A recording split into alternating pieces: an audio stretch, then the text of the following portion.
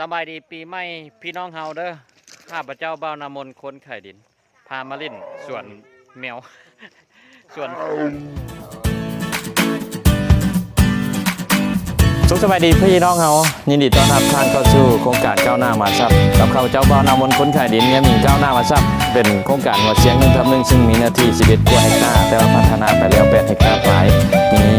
บ้านคนจำนวนหลายใกล้กับเขตนิคมอุตสาหกรรมการค้า2กิโลเมตรพี่น้องถนนหนทางน้ำในไฟฟื้นสะดวกสบายแบ่งขายเริ่มต้น450 บาทหา650 บาทหมายเหตุ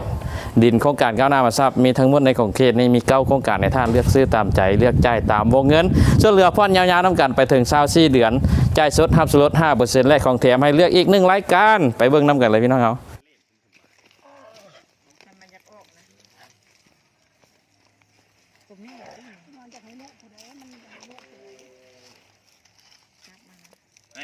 นี่นะเนี่ยอย่าจับมันมันกับคนบ่แพ้มันตามวาดแล้วนะมันตัวเนื้อเด้มันคือจ่อยนะบริกินอย่างเอาอีน้อยให้มันกินดึกให้อีน้อยให้มันกินน้อยขึ้นไปย้อนไปเกิดมันซะสัตว์เลี้ยงของคนดูใบเมื่ออันนี้แมวเนื้อ2023เบิกจากตัว1 2โอ้เป็นสาวปลายตัวพี่2ตัวทั้งนอกพี่2ตัวไปมาอย่างกี่ล่ะมาซื้อปิ้งไก่มาเบิกกับปิ้งไก่ในตำนานเซโนแล้วแม่นปิ้งไก่ไม่อยากก่อนไอเซโนเหล้าขาวเมืองกรุงลำวงสารวัตรเห็นแล้วก็ฮอนใส่กัดสารวัตรเตียนลงแล้วเราก็เห็น2พี่น้องลงทางพี่น้องก็เป็น2พี่น้องลงทางเนาะลงมาตั้งไหนปุ๊นางคำบางอันนี้ชื่อคำบางอันนี้ชื่อจ้อยผอมนี่ชื่อจ้อยผอมเด้อคำบางกับจ้อยผอมฮอตเซโนแล้วเนาะเขาที่ไปไซนี่นะไปเงินปัญญงไปสิมไปคนละทางเนาะไปบ้านซะปิ้งไก่แซ่บเซโนด้วยพี่น้องเด้ออยู่หน้าคิวรถเซโนมีต้นตัวแซ่บๆจะหน่อยเส้นรีวิวให้เบิ่งเด้อปิ้งไก่กับตำบักหุ่ง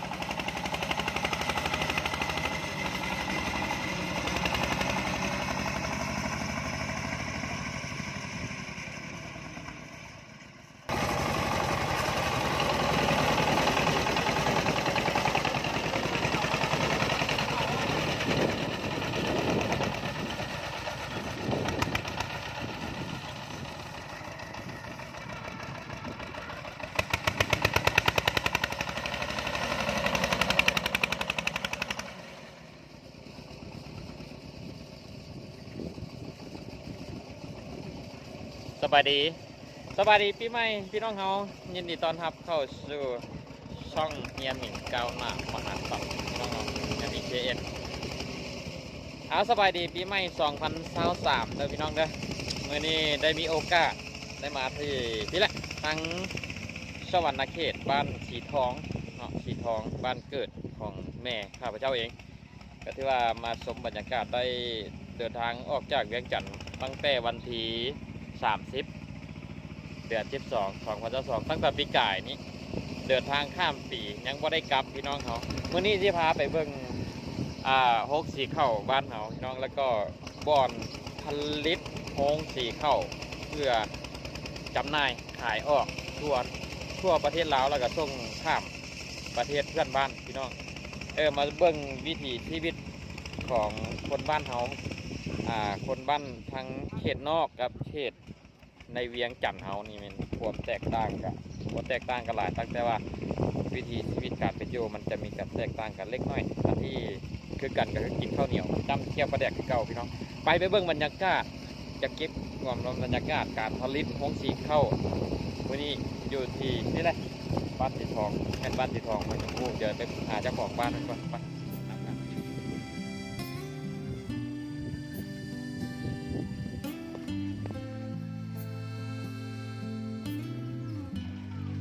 นี่จะเป็นวิถีชีวิตบ้านเฮางั้นบ่ได้เศร้าเข้าบ่ได้ซื้อพี่น้องเฮาเนาะแต่ละมื้อก็เฮ็ดเวียกเฮ็ดการไปตามธรรมนาเฮ็ดให้เฮ็ดนาเนาะเลี้ยงไก่เลี้ยงงัวเลี้ยงควายนะแล้วก็เฮ็ดเวียกเอิ้นว่าธุรกิจครอบครัวแล้วนี่จะเป็นการล่อเสาเนาะมันจะเป็นเสาหน้า12สูง3 เมตรเพื่อจำหน่ายพี่น้องก็เป็นธุรกิจน้อยๆของครอบครัวนี่คือไฮไลท์ของงานเป็นรถไถประดิษฐ์จะเป็นเรียกงานของการปรับดินมาเบิ่งการทำงานการเฮ็ดเวียกกันเด้อพี่น้องเด้อตอนนี้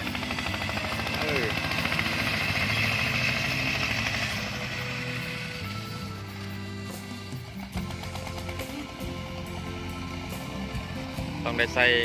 แรงงานคนสวยกำลังจะปรับดินให้เพียงนะเพื่อตั้งโค้งสีเข้าได้ด้วยเอาจักรประยุกต์เป็นรถจักรรถของรถไถนารุ่นเก่านะใส่เครื่องมันก็ใช้ได้ประหยัดน้ำมันประหยัดค่าจ้างข้าเจ้าแต่งเอาเอง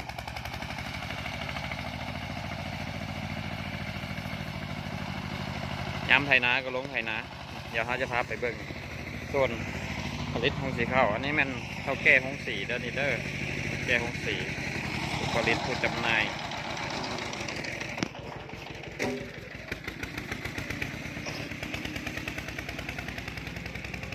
ตัวนี้จะเป็นโซนที่ว่าทำกลจักรหนักเลยเด้เครื่องจอดเครื่องเสื่อมเนาะเครื่องตัดต่างๆนี่อันนี้น่าจะเป็นตัวที่ว่าบดเข้าจะเป็นอบซี่เครื่องตัดขบวนการสำหรับตัวนี้เกี่ยมทำเอกสารละกำลัง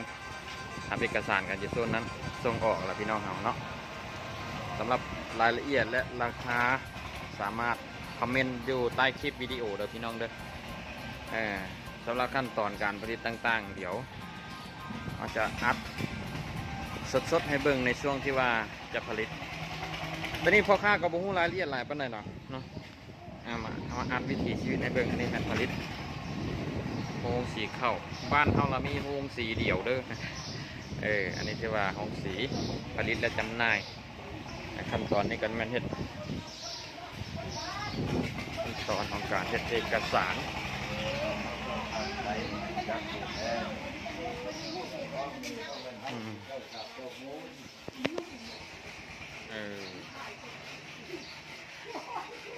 วิถีชีวิตเนาะความอุดมสมบูรณ์ก็คือบ้านเฮามีข้าวกินมีดินอยู่ที่สำคัญก็มีคู่นอนมีปูมีปลากินสะดวกสบายเนาะพี่น้องเฮาเป็ดไก่นกหนูปูปลาสะดวกสบาย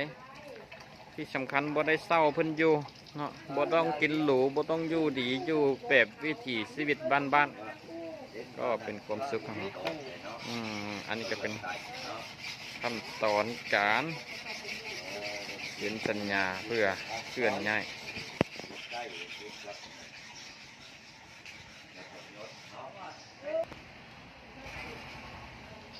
หลังจากกินข้าวแล้วก็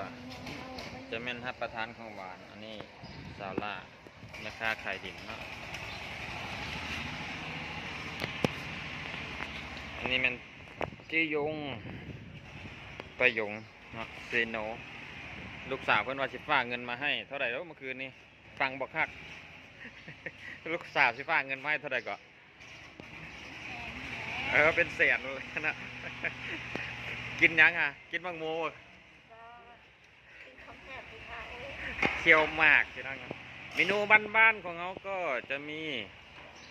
ลาบเป็ดแล้วพี่น้องเขาเป็ดหลายเลยลาบเป็ดลาบนกส้มผักปิ้งปลาอันนี้แหละพี่น้องมันต้องกินหรูอยู่ดีก็ได้มีความสุขคือกันพร้อมหน้าพร้อมตาพร้อมพ่อพร้อมแม่พร้อมลูกพร้อมเต้ากินข้าวห้อมพากินป่าห้อมถ้วยคือเพื่อนว่านี่ละแต่กล้วยบ่มีมื้อนี้กล้วยมีอยู่กินกล้วยห้อมบีพี่น้องเอาเด้ มักโง่มักแตงเดี๋ยวจะพาไปเบิ้งโซนหงสีข้าวอันนี้มันนี่มันหงสีข้าวนี่เป็ดไก่บักแต่ฮาวตากเครื่องพี่น้องเนาะก็ถือว่าสบายเป็นทั้งฮาวตากเครื่องเป็นทั้งบ่อนกันงัวกันควายเป็นทั้งบ่อนลี่เงี้ยว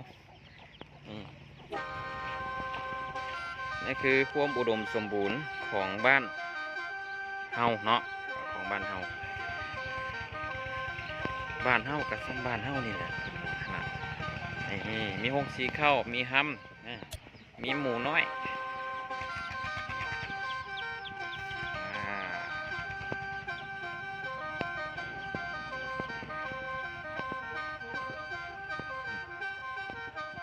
หมูฮอกแมวเป็ดไก่สบายนะปลูกปลาก็บ่ได้เกลือเนี่ยไก่ขี้ลงไปปลากินปลาใหญ่แล้วก็คนมากินต้นยิ้วนี่อยากยิงนกยิงหนูเต็มตอนเช้ามานกหลายไอ้นาตะกะเฮ็ดได้หลายฤดูวันอาจจะกินหรูอยู่ดีแต่ทุกๆนาทีต้องมีการแข่งขันกันเป็นงานเศร้าเข้าซื้อเป็นกำลังใจให้กันพี่น้องเนาะเพราะว่ากันนี่จะเป็นโซนโค้งสีเข้าตูบันเนาะตูบันวิไลตัวนี้ถือว่าเขาเปิดใช้งานแล้วขบวนการนี่ก็อยู่อย่างเช่นเลี้ยงเป็นเลี้ยงไก่เลี้ยงสบายเลี้ยงง่ายๆบางทีได้ไข่สอกบางทีได้ไข่หำกันไม่ต้องยุ่งยาก